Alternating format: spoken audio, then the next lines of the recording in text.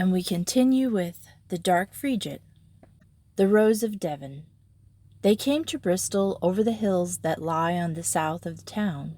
They had lost time on the way, and had grown weary and sore of foot, and finding at last that there was little hope of overtaking at Bidford the thin man with whom they had parted on the road, they had turned north in Somerset, at the end of Polton Hill.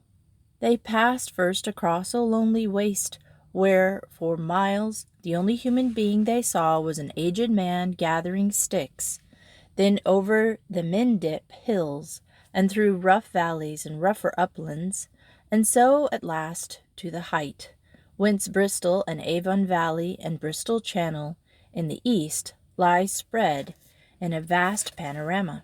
Far away in Hunground and King's Road, ships were anchored, but the vessels at the wharves of Bristol lay with their keels in mud, for the tide was out, and the tides of Bristol at all have a wonderful great flow and ebb. The two went on into the town, where there were seafaring men standing about and talking of ships, which gave Phil Marsham a feeling of being once more at home after his inland travels, and passing one tavern and another, they came to a square, where there were stocks, and a man in the stocks. Now a man in stocks was a pleasing sight to Phil, for he was not so old that he missed the humour of it, and he paused to grin at the unlucky wight, who bore with ill grace the jeers of the urchins that had assembled to do him honour. But when Martin saw the fellow, he looked a second time, and turned very hastily round. Straightway seizing Phil by the arm, he whispered hoarsely, "Come now, we must hie us away again, and then speedily." "Why in so great a haste?" Phil answered. "Here is a pleasant jest.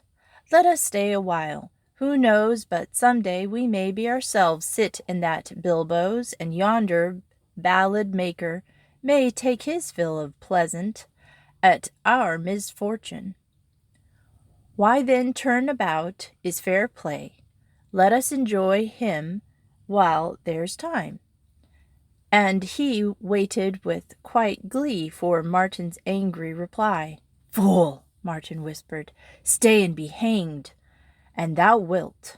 Whereupon Martin posted in all haste back the way he had come, and Phil, of no mind to be left now, since they had journeyed together thus far, followed at his heels with a curiosity that he was intent on satisfying.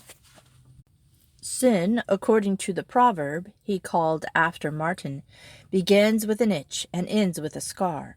But methinks thy scar, which are numerous, are all an itch. "Hist, fool," Martin sneered. "Be still, for hence I'd shut thy tongue. I swear I can already feel the hemp at my neck. It burns and spreads like a fire." And he made haste up out of the town, till despite his great weight and short wind, he had Phil puffing at his heels. "This is odd talk of ropes and hangings. It buzzeth through thy noodle like bees in clover. In faith, though thy folly be great, yet it sorely passes upon thee, for I have seldom seen a man walk faster. Yet at thine ordinary gait a tin peddler's broken down jade can set a pace too fast for thee to follow. Yea, laugh at me. Wouldst thou stay for a sugared pills of pleasure with a hangman at thy heels? What has a poor devil in stocks to do with a hangman, pray tell, and why this fierce haste? Thou'rt no better than a gooseling, fit for tavern quarrels, and did ye never see a man dance on air? 'Tis a sight to catch the breath in the throat, and make an emptiness in a man's belly. There be no hanging without reason. Reason, law, logic, and Switzers can be hired to fight for any man, they say. 'Tis true, in any event of the law. I've seen the learnt man in wigs wriggling a poor man's withers and shaping the halter to his neck. They had talked breathlessly at long intervals in their hasty flight, and thus talking, they had come out of the town and up from the valley, nor would Martin stay to rest till from the southern hill that had given them their first prospect of Bristol city they looked back upon the houses and the rivers and the ships. Martin breathed more easily then and mopped his forehead and sat down until his wildly beating heart was quieter. To Bideford we must go, after all, said he, and 'twere better by far had we never turned them from straight roads. I am of no mind to go further, Phil replied, looking back. There will be more vessels sailing out of Bristol than out of Bideford. A man can choose in which to go. Martin gulped and rubbed his throat. Nay, I'll not hear to it. Daniel went by once into the lion's den. He sighed mightily as he thought of begging his long way through a Somerset and Devon, for he was a big heavy man and lazy and short of wind. But he would not go back, though he refused to speak further of his reason for it, and Phil, though in truth he liked Martin of little, was too easy-going to part with his companion of this road. The lad was young, and the world was wide, and it was still spring in England. So they turned towards the hills, which were blue and purple in the setting sun. A shepherd, did he but know it, lived in the hills, more splendid than a king, and set forth upon their journey through the rough lands of Somerset. They went astray among the mines, but found their way to Wells, where they came out from the town. They passed a gallows, which gave Martin such a start that he stopped for neither breath nor speech until he had left the significant emblem of the law a mile behind him. They went through Glastonbury, where the report has it that Joseph of Arimathea and King Arthur and King Edgar lie buried, and through Bridgewater, where, too, their wonder there was a ship of 100 tons riding in the Parrot. They went through Dulverton on a market day, and crossed the Dunsbrook by the stone bridge, and so passed into Devon. They went on over heath and hill, and through the woods and green valleys, until at the end of 7 days in Bristol, for time and again they had lost their way, and a sailor on shore is at best like a lame horse on a rough road. They crossed the Taw at Barnstable. Again, going astray, they went nearly to Torrington before they learned their blunder and turned down the valley of Torbridge.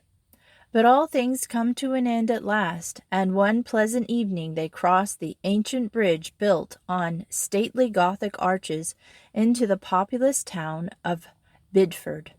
At the river front there lay a street, the better part of a long mile, in which were the custom house, and there they saw ships and good burden load and unloading in the very bosom of the town, as the scribe hath it.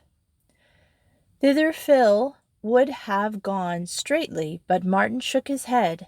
So turning up from the river, they passed another long street where the houses of the wealthy merchants stood, and this, too, Martin hastened quickly by. He shot glances to one side and to the other, as if fearing lest he see faces that he knew, and led his companion by an obscure way, as night was falling, to a cottage whence a dim light shone through a casement window.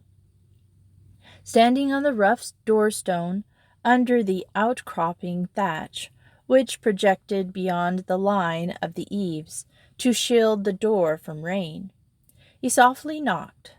There was no answer, no sound, but the door presently moved ajar, as if by its own will. "Who knocks?" An old woman whispered. "'Tis that dark, I cannot see thy face." "'Tis thine eyes are ailing," Come upon the door, and bid us enter. Thy voice hath a familiar ring, but I know thee not. Who art thou? We be but two honest men. Ah, two honest men, and what, pray tell, are two honest men doing here? Yea, 'tis a fair thrust, and bites both ways. Thou old shrew, dost bar the door to Martin Barwick? So 'tis thou. I believe it even is. Enter then, ere the watch spy thee. Thou'rt a plain fool to stand here quibbling thus. Thou 'tis to be expected, since thou wert ever quicker of thy tongue than thy wit. But who's thy fellow? Nay, thou old shrew, open to us. He is to be one of us, though a London man by birth. One of us, sayest thou? Enter and welcome. Then, young sir, Mother Taylor bids thee welcome. One of us? 'Tis the more pity, so few of gentlemen are left in port. The old one, he hath sailed long since. She closed the door behind them, and the three stood together in the dark passage. Hast money? Not a groat. She sighed heavily. I shall be ruined. 7 of the gentlemen hath sailed owing me. Yea, thou old shrew, had I 10th part of the gold thou hast taken from us and laid away wherever thy hiding places are, I'd go no more to sea. But thou knowest what thou knowest, and there's not one among us but will pay his score. The wonder is of them thou canst hang by a word, none has slit thy scrawny throat. Ay, they pay, and the gentlemen bear Mother Taylor naught but love. How else could they do their business but for good Mother Taylor? She led them into a little back room, where there was a fire and a singing kettle, and as she scuttled with a crooked, nimble gait from one window to another, to make sure that every shutter was fast closed, in her cracked old voice she bade them sit. To his prudent companion, whose quick glance was marking every door and window, for who knows when a man shall have need to leave in haste a sailor's inn, quoth Martin, the old witch is a rare hand to sell a cargo got. Thou canst guess well enough how, and the man who would bring a wagon load of spirits past the customs on a dark night, or would bargain with a Dartmoor shepherd for wool secretly sheared, can lay the matter before her and go his way, knowing she will do his business better than he could do it himself. Yea, a man's honour and life are safer with her than with any lord in England. She showed by a grunt that she had heard him, but otherwise paid no attention to what he said. She brought food from a cupboard and laid the table by the fire, and going into a back room she drew a foaming pitcher of beer. No wine? Cried Martin. Mother Taylor has no wine. Come thou, serve us a stronger tipple. She laughed shrilly. The beer, she said, is from Selwood. Why then I must needs drink and say naught, since it is common report that the gentry choose it, when well aged, rather than the wine of Portugal or France. But my heart was set on good wine or stronger spirits. He who sails on the morning tide must go sober to bed, else he may rue his choice. Ay, ain't 'tis rare fine beer. Her old bent back fitted into the bent old chair. Her face settled into a myriad wrinkles, from which her crooked nose projected like a fish in a bulging net. She was very old and very shrewd, and though there was something unspeakably hard in her small, cold eyes, Martin trusted her as thus far as he had trusted no one they had met yet. Even to Phil she gave an odd sense of confidence in her complete loyalty. At Phil she cast many glances, quick and sharp, like a bird's, but she never spoke to him, nor he to her. It was Martin who again spoke up, having blunted the edge of his hunger. "And now, ye old witch, who's in port, and where shall we find the softest berths? For we've made it plain that since trust us you must, you will trust us little. That is to say, it is not in thy head that our score shall mount high." She chuckled down in her skinny old crop. "Let us see.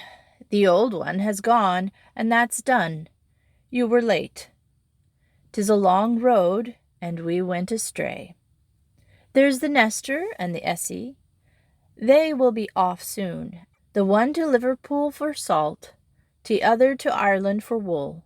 Martin whereupon set down his pot of beer, significantly rubbed his throat, at which the old woman cackled with shrill laughter. "Aye, thou'rt o'er well known in Liverpool. Well, let us consider again. There's the Rose of Devon, new come from Plymouth. I hear she's never touched at Bidford before, and her master hails from Dorset. His name? 'Tis Candle." Martin laughed boisterously. "A bright and shining name, but I know him not, and will chance it. What voyage does she make?" "She goeth to fetch cod from Newfoundland." The old woman saw him hesitate. "A barren voyage, thinkest thou? Nay, 'twas well for one of the gentlemen to look into that trade. Who knows?" "True old mother witch, who knows?" Martin tapped the table. "Canst arrange it?" "Nay, but I can start the wedge." "Well, go," said Martin at last. "But now for bed. We've been weary while on the road." It was a great bed in a small room under the thatch, and as they lay there on the good goose feathers in the dark, Martin said, "We'll sail in the Rose of Devon, lad." Phil, already nearly asleep, stirred and roused up. "Any port in a storm?" he mumbled. Then, becoming wider awake, he asked, "What is all this talk of the gentleman? And who, pray tell, is the old one?" Ah, a natural question. Though the room was dark as Egypt, Phil knew by Martin's voice, for he could recognize every inflection and change in his tone, that the sly, crafty look was creeping over his fat, red face. "Well, Martin," continued after a moment of silence, "by the gentleman she means a few seafaring men that keep company together by custom and stop here when ashore. All fine, honest fellows, as a man may be proud to know. I have hopes that some day we'll see one of us, Phil, my lad, and some day I'll tell you more. As for the old one, it very curiously happens that you have met him. Do you recall the thin man I quarrelled with that first day?" "Yea, that is the old one. And Tom Jordan is his proper name." It was Martin, after all, who fell asleep first, for Phil lay in the great bed in the small room, thinking of all that had happened since the day he fled from Moll Stevens' alehouse. There was Colin Sampson, whose dirk he wore. There was the wild-eyed, black-haired man with the great book, the woeful tale. There was Martin and Tom Jordan, the old one. There were the inn and the old lady and gentleman. It all seemed so utterly unreal. And Nell Intick and Sir John Bristol. He fell asleep thinking of Nell and Sir John, and dreamed of, and kept on dreaming of, a tavern to which the bluff old knight came in the guise of a very aged gentleman from Little Grimsby, with a coachman who went poaching pheasants in the tavern yard. It was early morning when Mother Taylor called them down to breakfast, at a table burdened with good food, such as they had not eaten for many long days. She sat by the fire, a bent old woman, in a round, bucketed little chair, watching them with keen small eyes while they ate, and smiling in a way that set her wrinkles all a-quiver, to see them empty dish after dish. "Thou'rt a good old witch, Mother Taylor. Though the devil cry nay, said Martin, though thy score be high, never didst thou grudge a man the meat he ate. Hast thou prepared the way for us? She laughed in a shrill delight at his rough jesting. Aye, I hath sent a message. Seek out the Rose of Devon, and do thy part, all shall be well. And whence does good Captain Candle expect his men? Say to Captain Candle that thou, and this handsome young gentleman, who says so little, are come from the marshy, where thy vessel, the Pride of Lancashire, lies to be repaired, and the Master Stephen Kingsley sent thee. She looked at Phil, who had learned long before to hold his tongue in strange places, and he smiled. But Martin laughed hoarsely. Thou'rt the devil's own daughter, and does this Master Stephen Kingsley in all truth dwell in Liverpool? Dost think my wits are wandering? Nay, I be old, but not so old as that. Go hastily through the town, lest thou be seen and known. Thou of all the gentlemen most needs make haste. The two stopped just inside the door. You have chalked down the score again us. She laughed in her skinny throat. I be old, but not as old as to forget the score. The gentlemen's always pay. She pushed Martin out and shut the door behind him. Then, seizing Phil by the arm, she whispered, Leave him. Martin angrily thrust the door open again, and she gave Phil a shove that sent him stumbling over the threshold. The door slammed shut, and they heard the bolt slide. They pay, Martin murmured. Yea, they pay in full, and the old witch hath got rich thereby, for 'tis pay or hang. So much does she know of all that goes on at sea. In faith, I sorely mistrust she is a witch in all earnest, but, even be it so, a most useful witch. As the two came into the town, they saw at a distance a crowd gathering, dogs barking and boys shouting, and men came running and laughing, which seemed to give promise of rare sport of one kind or another. See, cried Phil, catching Martin by the arm. Here's a game. Come, let us join the cry. Thou art a very pattern of blockishness, quoth Martin. Wouldst see us in pillory, egged, turniped, nay, beaten at the post? Come, old frog, for one will run the hazard. Old frog, is it? Martin's face flamed redder than before. And we loiter, there'll be sharp eyes upon us. My very throat is itching at the thought. Justice is swift. Who knowest but we'll swing by sundown? Hast never considered the pains of hanging? The way they dance and twitch is enough to take the snap out of a man's legs. Martin's fear were an old story, and the lad heeded them so little, save when he would make game of them, that he never even smiled. See, he cried, there's a man in their midst. Stay, who is he? He is, yea, he is the very one, come back to Bidford despite his fears, and it seems the townsfolk know him well. The jeering mob parted and revealed a lank man with a great book. His voice rose above their clamor. O well beloved, O well beloved! Never was a man perplexed with such diversity of thoughts. But Martin was gone, and Phil, hastening after him, saw a face in a window, which was watching Martin hurry through the town, and when Phil pursued Martin, the eyes in the window scanned the lad from head to foot. They found laying the vessel they sought, and a brave frigate she was, with high poop and nobly carved fiddlehead and sharp, deep cutwater. The gun-deck ports were closed, but on the main deck was a great show of ordnance, with new carriages and new yellow breechings. There were swivel guns on the forecastle and a quarter-deck, and there was a finely wrought lantern of bronze and glass at the stern. But as they came up to her, a cloud hid the sun, and the gilded carving ceased to shine, and the bright colors lost their brilliance, and her black, high sides loomed by somberly, and Phil, she seemed for the moment very dark and foreboding. Of this Martin appeared to have no perception, for he smiled and whispered, "Mother Taylor hath done well by us.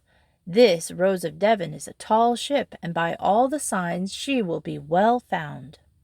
There were men standing about the capstan on the main deck, and voices came from the forecastle, but on the poop there leaned against the rail to watch the two come down the quay a single man, of an age in the middle 30s, with keen, strong face, who wore a good coat on his back, and had the manner of a king in a small island.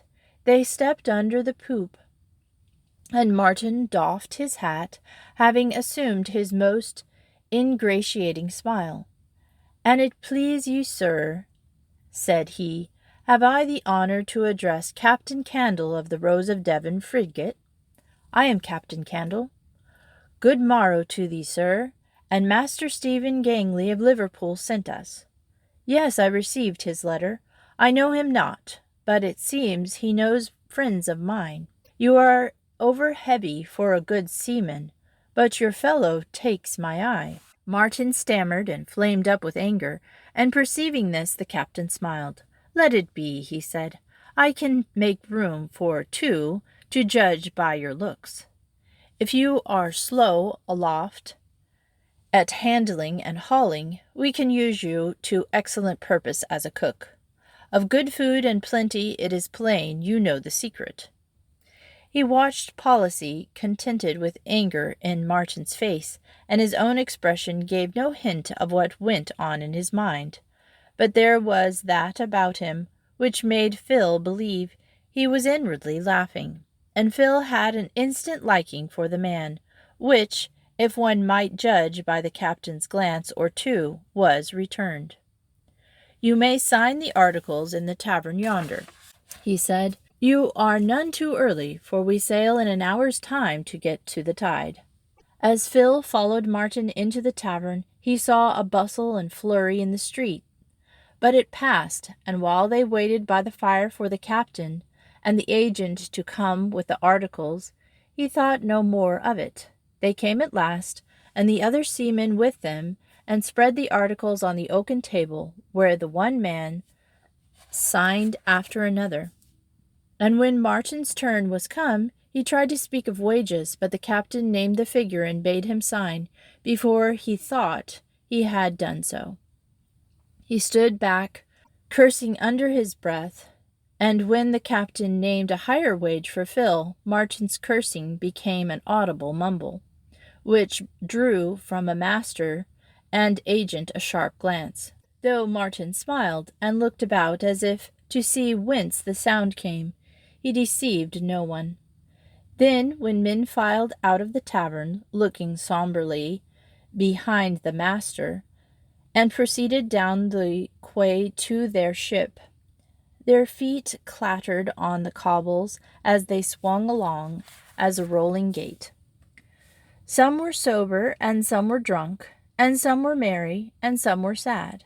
Some eyed one another with the courtesy that a man feels if he must sit for months to come at cheek and jowl with strangers, and some bent their eyes on the ground as if ill at ease and uncertain of their own discretion in thus committing themselves to no one knew what adventures in distant sea and lands. Thus they came to the ship, following at the master's heels, and thus they filed on board, while Captain Candle stood at one side and looked them over as they passed. To a young fellow leaning over the waist, one of the men called, "Well met, Will Canty." Looking up, Phil himself then caught the eye of a lad of his own years, who was returning the hail of a former shipmate, And since each of the youths found something to his taste in the appearance of the other, on the deck of the ship they joined company. "You come late," said the one who he answered the name of Will Canty. "Unless I am much mistaken, you were not on board yesterday." He was tall and slender and very straight, and he carried his head with an erectness that seemed at first glance to savor of vanity. His face, too, was of a sober cast, and his expression restrained. Yet he seemed a likable fellow withal, and one whom a man could trust.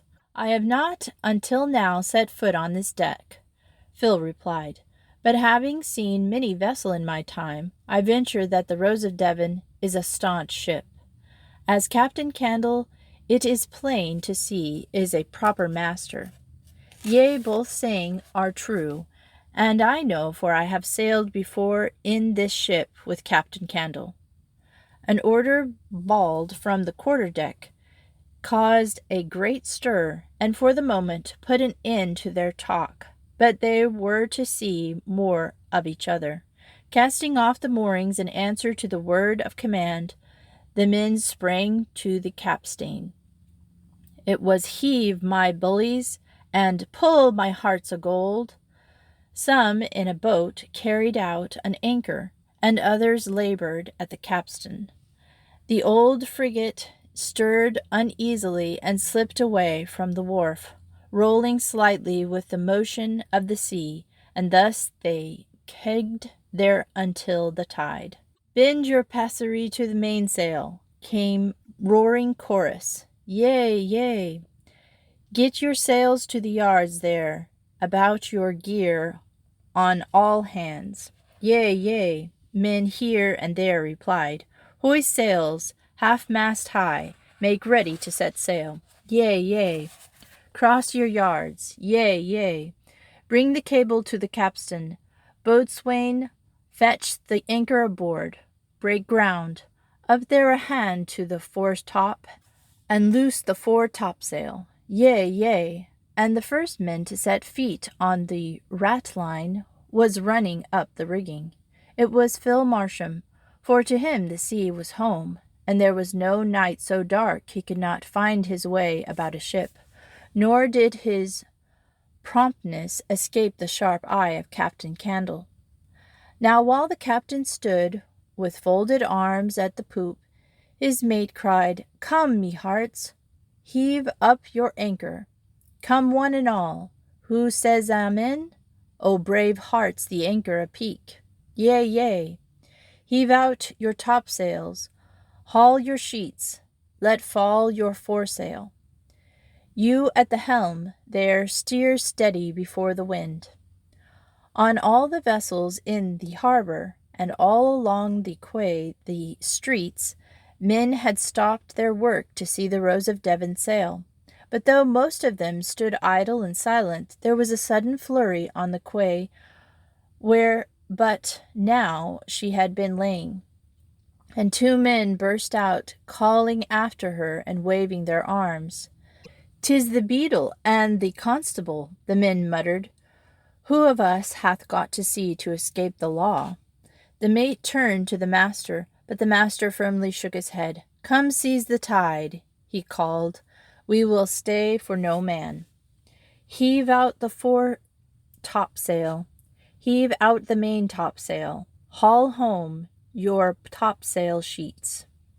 The men aloft let the lesser sails fall, and the men on deck sheeted them home and hoisted them up. The mate kept bawling a multitude of orders. "Haul in the cable there, and coil it in small fakes." "Haul the cat." "A bitter." "Belay." "Luff, my man, luff." "You there, with the shank, painter, make fast your anchor." Then came the voices of the master, which always his mate echoed. "Let fall your mainsail." And the echo, "Let fall your mainsail." "Yea, yea." On with their bonnets and drabblers. And again came the echo from the mate, "On with your bonnets and drabblers." "Yea, yea." The great guns ranged along the decks. each bound fast by its new breechings, with their linestocks and sponges and ladles and rammers, made no idle show of warlike strength. There was too often need to let their grim voices sound at bay, for those were wild and lawless days. Such a ship as Rose of Devon frigate, standing out for the open sea, is a sight the world no longer affords. Those ships are gone, gone, gone, with lost Atlantis, their lofty poops, their little Bonaventure masts, their lateen sails aft, their high forecastles and tall bowsprits, with their square spitsails flaunted before the fiddlehead, came down from an even earlier day, for the Rose of Devon had been an ancient craft when King James died and King Charles succeeded to the throne. But she was a fine tall ship, and staunch notwithstanding her years, and there was newly gilded carving on bow and stern, and a new band of crimson ran her length. With her great sails spread, she thrust her nose into the heavy swell that went rolling up the Bristol Channel, and nodding and curtsying to old Neptune, she entered upon his dominion. She was, as I have said, a brave, tall ship, yet despite her gilded carving and her band of crimson, her towing sides, which were painted black, gave her a singular dark appearance, and she put to sea like a shadow out of an older days.